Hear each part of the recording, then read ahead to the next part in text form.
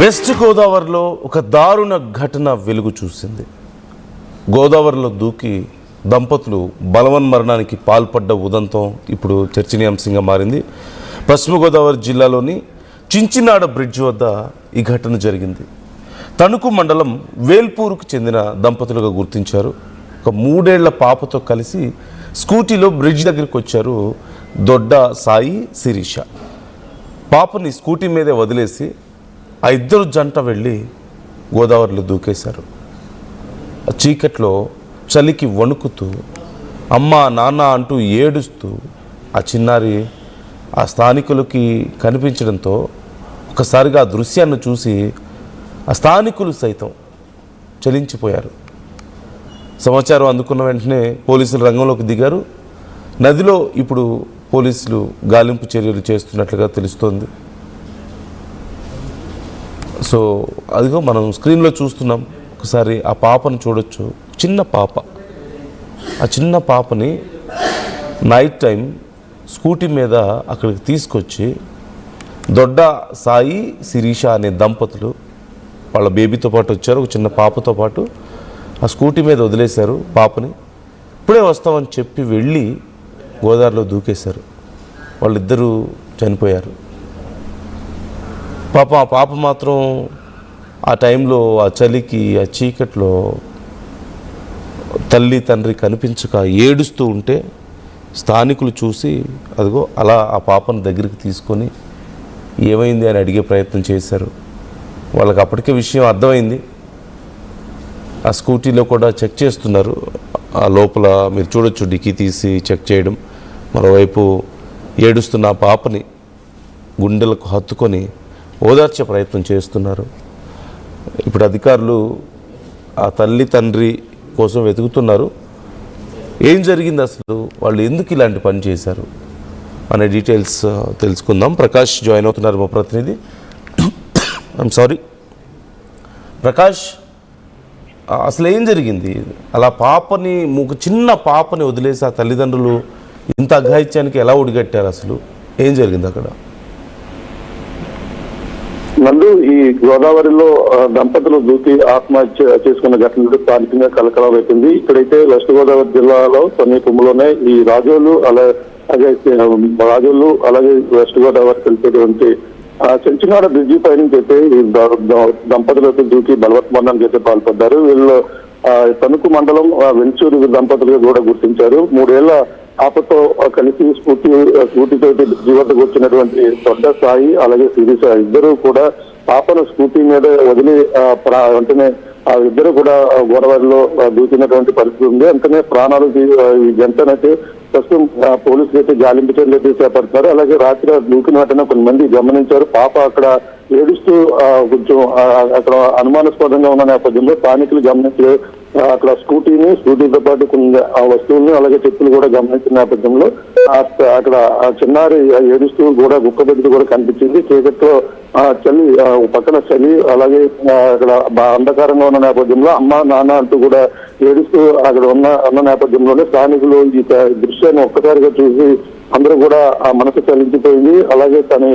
ఏమైందని చెప్తే తన గోదావరి వైపు దారి చూపిస్తూ ఏడుస్తున్నటువంటి పరిస్థితి కనపడుతుంది. వెంటనే అక్కడ ఉన్నటువంటి స్థానికులు అన్ని కూడా చుట్టుపక్కల ప్రాంతాలన్నీ కూడా పరిశీలించినప్పటికీ గోదావరిలోనే ఇద్దరు కూడా దూకడం జరిగింది. ఇద్దరు కూడా బలవత్మరణానికి అయితే పాల్పడినటువంటి పరిస్థితి ఉంది. ప్రస్తుతం వీళ్ళ కోసం అయితే గాలింపు చర్యలు అయితే చేపడుతున్నారు. వీళ్ళు పశ్చిమ గోదావరి జిల్లాకు చెందిన ఎవరైతే తణుకు మండలం వెంచూరు గ్రామానికి చెందినటువంటి దంపతులు అయితే గుర్తించారు. వీళ్ళు ఆ దొడ్డ సాయి, శిరీషల కోసం ప్రస్తుతం గోదావరి అంతా కూడా గదియెత్తగాళ్ళు అలాగే ఆ పోలీసులు, ఫైర్ సిబ్బంది కూడా అక్కడికైతే ఘటనా స్థలానికి అయితే చేరుకున్నారు. రాత్రి చీకటి కావడంతోనే సహాయక చర్యలకైతే అంతరాయం ఏర్పడింది. ఉదయం ఇప్పుడు గాలింపు చర్యలు చేపట్టినటువంటి పరిస్థితి ప్రధానంగా.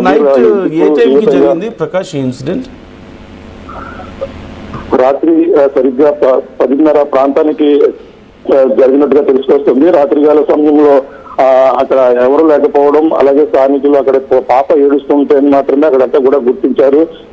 గుర్తించి అక్కడ అంటే 10:30 ప్రాంతం అంటే మరి వీళ్ళు కుటుంబ విభేదాలు ఏమైనా ఉన్నాయంటే ఒకవేళ ఇద్దరు కూడా ఆ విధంగా చనిపోవాలని ఎందుకు నిర్ణయం తీసుకున్నారనే అంశంపై కూడా పోలీసులు కుటుంబ సభ్యులు ఏదైతే ఈ యొక్క గ్రామానికి చెందిన వారు కావడంతోనే వాళ్ళకైతే సమాచారం ఇచ్చారు. మరి కొద్దిసేపట్లో ఈ ఘటనా ప్రాంతానికి అయితే రావడం జరుగుతుంది. పోలీసులు అయితే ఫైర్ సిబ్బంది అలాగే రెవెన్యూ రెస్క్యూ టీం మొత్తం అందరూ కూడా గోదావరిలో గాలింపు చర్యలు అయితే ముమ్మరం చేస్తున్నారు చెప్పాలి నందు. Yeah right, thank you Prakash, thanks for the details. ఇప్పుడు ఈ కేసుకు సంబంధించి పోలీసులు విచారణ చేస్తున్నారు. అసలు ఏం జరిగింది బ్యాక్గ్రౌండ్లో అనేది మాత్రం తెలియాల్సి ఉంది. నైట్ అరౌండ్ 10:30 ఆ టైంలో జరిగింది. బట్ చాలాసేపు కొన్ని గంటల పాటు ఆ చీకట్లో, చిమ్మ చీకట్లో ఆ 3 ఏళ్ల పాప తమ తల్లిదండ్రుల కోసం ఏడుస్తూ ఉన్నట్లుగా స్థానికులు గుర్తించి చెలించిపోతున్నారు అక్కడ చూసిన వాళ్ళందరూ. అదిగో ఒకసారి ఆ వీడియో మీరే చూడండి. ఆ పాప పరిస్థితి ఎలా ఉండొచ్చో ఒకసారి మనం ఊహించుకోవచ్చు. మరి ఆ తల్లిదండ్రులకి ఏ కష్టం వచ్చిందో, ఇంత దారుణానికి వాళ్ళు ఎందుకు తెగబడ్డారో, మరి చిన్న పాపని అలా వదిలేసి ఒంటరి దాన్ని చేసి ఎలా వెళ్ళగలిగారు. ఎంత కష్టం వచ్చినా సరే ఇలా పిల్లలు ఉన్నప్పుడు వాళ్ళని ఇలా ఒంటరి వాళ్ళని చేసి సమాజంలో వదిలేసి వెళ్ళిపోతున్నారంటే ఎలా అర్థం చేసుకోవాలి ఇలాంటి ఇన్సిడెంట్స్ని మనం? అంత తట్టుకోలేనంత, బ్రతకలేనంత కష్టం వచ్చింది అనుకోవాలా, లేకపోతే ఎలా అర్థం చేసుకోవాలి? కామెంట్ చేయండి. మీ అభిప్రాయాలను కూడా మాతో షేర్ చేసుకోండి. ఒక్కసారి ఆ విజువల్స్ నేను మీకు మరింత క్లియర్గా చూపించే ప్రయత్నం చేస్తాను. You can understand.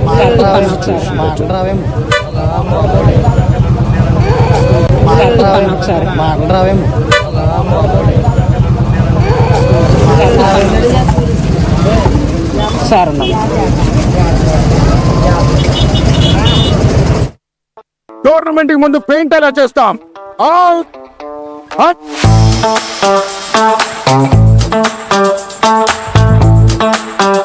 ప్లాన్ అయితే చాలా బాగుంది సార్, స్టేడియం పరిస్థితి చూడండి. టోర్నమెంట్ ముందు పెయింట్ ఎలా చేస్తాం? టెక్నో పెయింట్స్ ఉందిగా. Techno paints, township, dam, stadium లేదా మనీళ్ళు, పెయింట్స్ నుంచి పెయింటింగ్ వరకు పూర్తి సొల్యూషన్ కావాలంటే మేమున్నాం. కానీ సార్, టైంకి పూర్తవుతుందా? రోజుకు 23 లక్షల స్క్వేర్ ఫీట్ పెయింటింగ్ చేయగల సామర్థ్యం, 5,000 మంది స్కిల్డ్ లేబర్ టీమ్ మా వెంట ఉంది. 23 లక్షల? అవును, ప్రపంచ స్థాయి రంగులు, అద్భుతమైన షేడ్స్ తో భారతదేశపు అసలైన పెయింట్ మరియు పెయింటింగ్ శక్తిని మేమే. VR techno paints. Techno paints. Rajitha